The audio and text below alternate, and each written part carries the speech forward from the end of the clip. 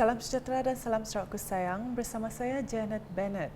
Tumpuan berita, Ketua Menteri Datuk Patinggi Tan Sri Dr. Abang Abdul Rahman Zohari Tun Datuk Abang Openg menjelaskan penggunaan gelaran Premier merupakan pengiktirafan istimewa ke atas Sarawak. Katanya Malaysia tidak akan terbentuk tanpa Sarawak dan Sabah. I just like to say that it is not glorification. It's not that, you feel proud. You are called Premier. As mentioned by Datuk Sri Lee Kim Chin, it is the recognition of the special status of Sarawak in the formation of Malaysia. Without Sarawak, no Malaysia. With Sarawak and Sabah, there is Malaysia. Beliau berkata demikian semasa berucap dalam Majlis Makan Malam Perpaduan 2022 Anjuran Persatuan-Persatuan Cina Bersekutu bahagian Miri di Eastwood Valley Golf and Country Club Miri pada Sabtu. Dalam pada itu, Ketua Menteri turut menjelaskan ini dapat dilihat apabila mengkaji Perjanjian Malaysia 1963 MA63 yang telah ditandatangani oleh 5 pihak iaitu United Kingdom, Persekutuan Tanah Melayu, North Borneo, Sabah, Sarawak dan Singapura. Those were the signatories that signed the Malaysian Agreement on the 9th of July 1963 that led to the formation of a new nation called Malaysia. And therefore, consequent to that, we are a separate entity. And this must be recognized. And I thank the government of Malaysia and all the members of parliament for endorsing the recognition of Malaysian agreement and its annexures, meaning other documents relating to it, such as IGC, by amending the federal constitution, where Malaysian agreement and its annexure become part and parcel of the federal constitution under Article 160, definition of federation. Sehubungan itu, Kerajaan Gabungan Parti Sarawak GPS katanya berpandangan bahawa takrifan Kerajaan Sarawak mestilah berbeza dari negeri-negeri Persekutuan Tanah Melayu. Jelasnya, Ketua Menteri lagi, semua ini bukan untuk dirinya tetapi untuk Sarawak. Bukan untuk saya. Sebabnya ini untuk Sarawak. Dan Sarawak adalah satu entiti yang berbeza daripada negeri-negeri lain dalam Malaysia. Because it has to be consistent with the agreement, Malaysia Agreement. Pada majlis itu, Ketua Menteri telah menyampaikan cek replika berjumlah RM5,000 masing-masing kepada Sekolah Menengah SM Pein Min dan SM Riam. Turut diumumkan peruntukan sebanyak RM500,000 sumbangan Ketua Menteri kepada Persatuan-Persatuan Cina Bersekutu bahagian Miri. Sementara itu, Ketua Menteri memberitahu kejayaan GPS memenangi 8 kawasan Dewan Undangan Negeri Dun bahagian Miri membolehkan Kerajaan Sarawak memberikan yang terbaik kepada rakyat, khususnya dalam meneruskan projek pembangunan.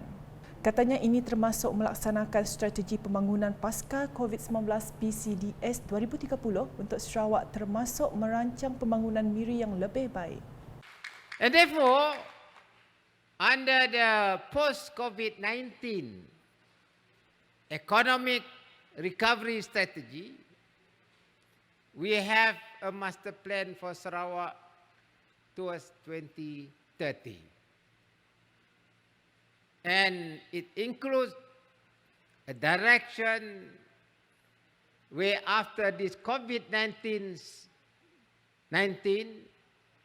we will try to recover through a new approach in terms of our economic development. At the same time, a new approach to get extra revenue for Sarawak. with that extra financial position, I'm sure we can go through what we have planned, including, of course, your Greater Miri Plan. Menurut Ketua Menteri lagi, Sarawak merupakan sebuah negeri yang unik kerana mempunyai pelbagai kaum, agama dan budaya berbanding negeri-negeri lain di Malaysia. Jelasnya, keunikan Sarawak ditonjolkan dalam majlis berkenaan menerusi persembahan muzik sapek dan lagu yang dipersembahkan oleh pemuzik daripada pelbagai kaum. We witnessed just now a Klabit and a Chinese singing sapek, at the same time using sapek and singing a song, Chinese song. You cannot find this. It's a hybrid. He becomes a hybrid out of the Chinese and a Klabit. You know, bukan saja kereta hybrid, Sarawakian also hybrid. That is something new. And using sapek, singing Malay song, asking premier to sing the song. Jadi ini satu perkara yang unik in Sarawak where we have to protect, and that is the colour of Sarawak. Terdahulu, Menteri Pengangkutan Sarawak Datuk Seri Lee Kim Shin berkata, kemenangan besar Gabungan Parti Sarawak GPS dalam pilihan raya negeri ke-12 PRM12 lepas telah memberi mandat yang besar kepada Kerajaan Sarawak untuk terus membangunkan negeri ini. Katanya, satu rancangan pembangunan Miri 2030 telah dicadangkan pada tahun 2020 untuk dilaksanakan bagi memastikan bahagian Miri terus membangun. The proposals include better road networks and digital infrastructure connectivity between Miri City and the hinterland, such as Mulu, Baram, Telang Usan, Beluru, and Subis. Miri City needs to have good linkage with the hinterland, with good infrastructures, with more economic activities relating to tourism and commercial agriculture can be carried out. Miri City will function as the economic hub and as a smart city to provide the support, services and facilities. Datuk Seri Lee yang juga ahli Dewan Undangan Negeri Adun Senandin menambah, untuk meneruskan rancangan pembangunan Miri 2030, ianya memerlukan peruntukan yang besar. To achieve the Greater Miri Plan, we, all the 8 GPS ahli Dewan Undangan Negeri in Miri Division, also humbly appeal to Yang Amat Berhormat to consider a bigger allocation for infrastructure, port and utilities development for the implementation of the Greater Miri Plan. Dalam ucapan sama, Datuk Seri Lee memberitahu masyarakat Cina di bahagian Miri menyokong penuh kepimpinan Ketua Menteri Datuk Patinggi Tan Sri Dr. Abang Abdul Rahman Zahari Tun Datuk Abang Openg untuk mendapatkan hak Sarawak dalam Perjanjian Malaysia 1963. Jelasnya, usaha ini dilakukan secara berterusan untuk memastikan pelaksanaan lebih 100 inisiatif yang bermanfaat kepada Sarawak dan rakyatnya. With the strong support and the unity of the people of Sarawak, it has strongly motivated Yang Amat Berhormat to actively continuing to pursue the legacy set by his predecessor, the late Tok Nan, to fight for Sarawak rights and privileges in accordance with the Malaysia Agreement 1963, Intergovernmental Committee Report, Commission Report and other relevant documents. Laporan seterusnya, Sarawak kini antara negeri pilihan utama destinasi pelaburan dalam kalangan negeri-negeri di Malaysia. Menurut Timbalan Ketua Menteri Datuk Amar Awang Tengah Ali Hassan, Sarawak menduduki tempat kedua sebagai pilihan utama destinasi pelaburan di antara negeri-negeri di Malaysia dengan jumlah pelaburan sebanyak RM16 bilion dalam sektor perkilangan pada tahun 2020.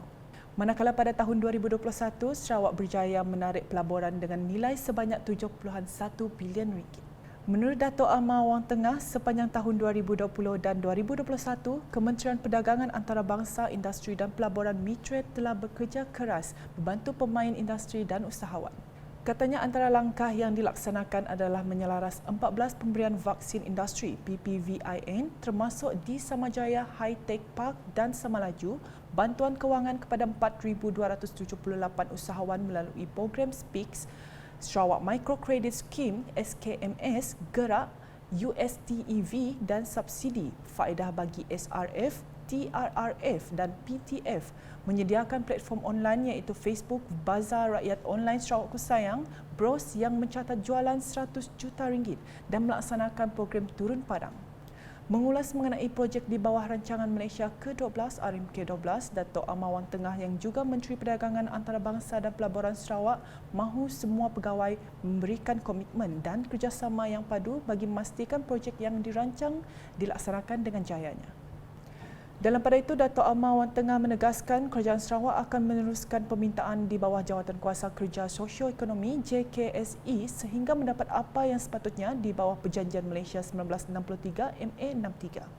Katanya Sarawak telah mengemukakan permohonan pembiayaan kepada Kerajaan Persekutuan dalam 8 sektor iaitu kemiskinan, infrastruktur, utiliti, penjagaan kesihatan, pendidikan, pentadbiran dan bonyonisasi, hal ehwal tanah dan hal ehwal kewangan. Terdahulu, Dato' Amar Wang Tengah menyertai mesyuarat Majlis Khas mengenai Perjanjian Malaysia 1963 MA63 JKSE secara maya pada Jumaat. Katanya Kerajaan Persekutuan telah menjawab beberapa permintaan Sarawak dengan kebanyakan permintaan itu masih dalam pertimbangan Kerajaan Persekutuan. Antara lain meneruskan permohonan supaya wakil Sarawak dilantik dalam Lembaga Hasil Dalam Negeri LHDN. Mesyuarat itu telah dipengerusikan bersama Menteri di Jabatan Perdana Menteri Ekonomi Datuk Seri Mustafa Mohamad dan Menteri di Jabatan Perdana Menteri Hal Ehwal Sabah dan Sarawak Datuk Seri Panglima Dr. Maximus Jonity Ongkili. Tambah kenyataan itu, Kerajaan Persekutuan telah membentuk pasukan petugas khas pembangunan sempadan yang akan berfungsi untuk merancang pembangunan sempadan Sarawak Kalimantan dengan mengambil kira ibu kota baru Indonesia di Kalimantan. Perkembangan COVID-19, Sarawak mencatatkan sebanyak 376 kes baru positif COVID-19, menjadikan jumlah kumulatifnya meningkat kepada 256,068 kes.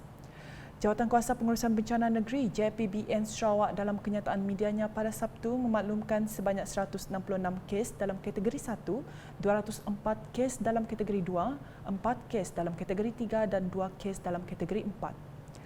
Kes-kes ini dikesan di 24 daerah di Sarawak dan perinciannya adalah seperti tertera.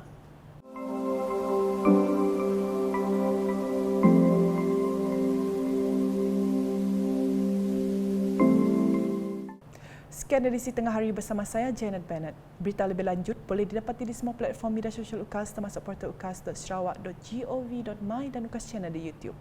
Salam UKAS.